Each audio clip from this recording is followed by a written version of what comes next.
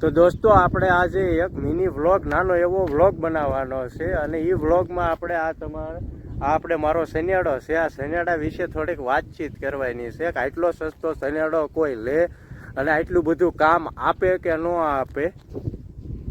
તો દોસ્તો આપણે ખાલી આ 15,000નો શનિયાળો લીધો હતો, ખાલી 15,000નો. 8.4નું એન્જિન છે, 8.4નું પતરાનું જૂનવાણી એન્જિન છે. અને જુઓ આપણે આમાં કાંઈ સેલાપ બેલાપ નાખ્યો નથી, ખાલી આપણે દોરડું મારો એટલે ચાલુ થઈ જાય. અને તમે જુઓ એની પાછળ આપણે હાથી જુઓ આટલા બધા, ખાલી 15,000નો શનિયાળો છે.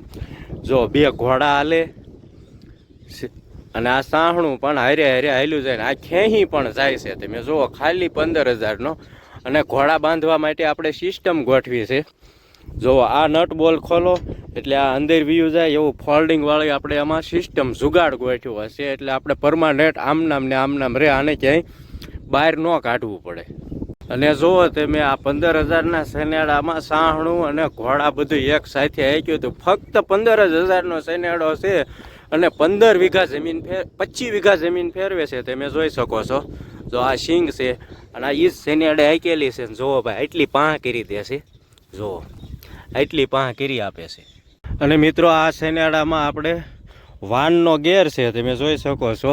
અને આ શેન ચક્કરવાળો છે, જુઓ તમે શેન ચક્કરવાળો છે એટલે સ્પીડ બહુ કરી જાય. આપણે રિક્ષા હોય, આપણે રિક્ષા તગો રિક્ષા આવે એની હારે રોડે હાલ્યો જાય એવો આપણો આ શનિયાળો છે.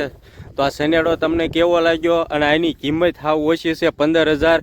તો 15,000માં સારો કહેવાય કે ન સારો કહેવાય તે તમારે એક ખેડૂત ભાઈ કોમેન્ટ કરવાની છે.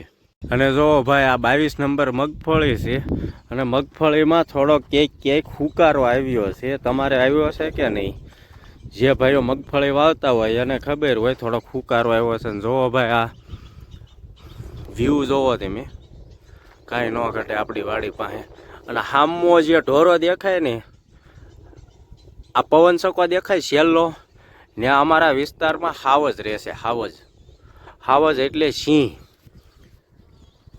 આપણે જોયેલો નથી પણ તે સિંહ હુકતો હોય ને એ ક્યારેક સવારના વારે કાં ડીઆઈથમાં ટાણે 5 વાગ્યે સંભળાય છે. અને દોસ્તો આ એક કટકું છે, એમાં મગફળી પીળી પડે છે તો તેની માટે આપણે છંટકાવ કર્યો છે. જો આપણે કોઈ પ્રમોશન નથી કરતા પણ આપણે ખાલી આપણા ખેડૂતોને જણાવવાનું છે. ફેન્ટા પ્લસ એક દવા હતી, એક સિસ્ટા ગોલ્ડ અને એક 19-19 ખાતર, આ 3નો આજ છંટકાવ કર્યો છે. 2 દી પછી આપણે રિઝલ્ટ જોવું કે કેવું છે. 2 દિવસ પછી આપણે રિઝલ્ટ જોવાનું છે કે આમાં કાંઈ સુધારો થાય છે કે નહીં, નકર પછી આપણે કાંઈક આગળ કરીશું.